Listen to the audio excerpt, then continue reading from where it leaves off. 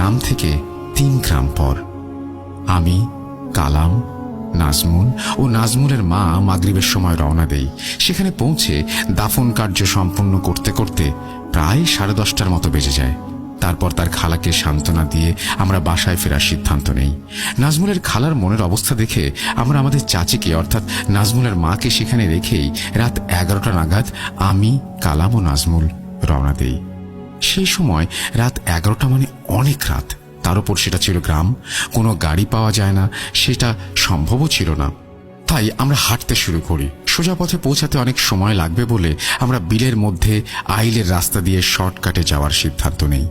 বলে রাখা ভালো, বিলটা ছিল অনেক বড় এবং এর ঠিক মাঝখান বরাবর একটি পরিত্যক্ত শ্মশান ছিল। আমরা বিলের মধ্য দিয়ে যাচ্ছিলাম। নাজমুলের মনের অবস্থা খুব খারাপ ছিল, তাই খুব চুপচাপ ছিলাম। চাঁদনি রাত, চাঁদের আলোয় চারিদিক ঝলমল করছিল। মৃদু বাতাসে দুপাশের ফসলগুলোর ওপর হালকা ঢেউ খেলছিল। এরই মধ্যে আমরা 3 জন বন্ধু নিশ্চুপে হেঁটে চলেছি। হঠাৎ খেয়াল করলাম একটি কালো রঙের বেড়াল নাজমুলের পায়ের সামনে বারবার চলে আসছিল। নাজমুল সেটিকে পাশ কাটিয়ে চলে গেলে তা আবার তার পায়ের সামনে চলে আসছিল। এতে এক সময় সে রেগে যায় এবং প্রচন্ড জোরে বিড়ালটিকে একটি লাথি দেয়। বিড়ালটি ছিটকে গিয়ে ক্ষেতের মধ্যে পড়ে।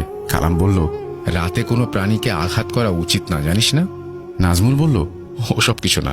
তারপর আবার হাঁটতে থাকলাম এবং এক সময় শ্মশানের কাছে আসলাম। দূর থেকে দেখলাম একটি চিতা জ্বলছে। আমরা 3 জনেই অবাক হলাম এই ভেবে যে এই শ্মশান তো প্রায় অনেক বছর আগে বন্ধ হয়ে গেছে, তাহলে এত রাতে চিতা জ্বলছে কেন? আর একটু কাছে যেতেই দেখলাম চিতার সামনে সাদা শাড়ি পরিহিত এক বৃদ্ধা চিতার দিকে মুখ ফিরিয়ে কান্না করছে। এটি দেখে আমরা অবাক হলাম। আমরা 3 জন আস্তে আস্তে তার দিকে এগোতে থাকলাম। কালাম সেই বৃদ্ধাকে উদ্দেশ্য করে বলল, আপনি এত রাতে এই পরিত্যক্ত শ্মশানে আপনি কি করছেন? আর এটা কার চিতা? সে উত্তর না দিয়ে তখনও কেঁদে যাচ্ছিল। এবার আমি একটু বিরক্তি স্বরে বলে উঠলাম, কি ব্যাপার, কথা বলছেন না কেন? এবার সে কান্না থামালো এবং আমার দিকে তাকালো। এবার যা দেখলাম তা দেখার জন্য আমরা মোটেও প্রস্তুত ছিলাম না। মনে হলো আমার শির দ্বারা দিয়ে যেন ভয়ের শীতল স্রোত বয়ে গেল। আমরা দেখলাম লাল টকটকে বড় দুটো চোখ যেন কোটর থেকে বেরিয়ে এসেছে। পচে গলে যাওয়া মুখ থেকে মাংস খুলে খুলে পড়ছে। মুখের এক পাশের মাংস খানিকটা ঝুলে আছে, এতে করে ওই পাশের দাঁতের পাটিটা পুরোই দেখা যাচ্ছিল।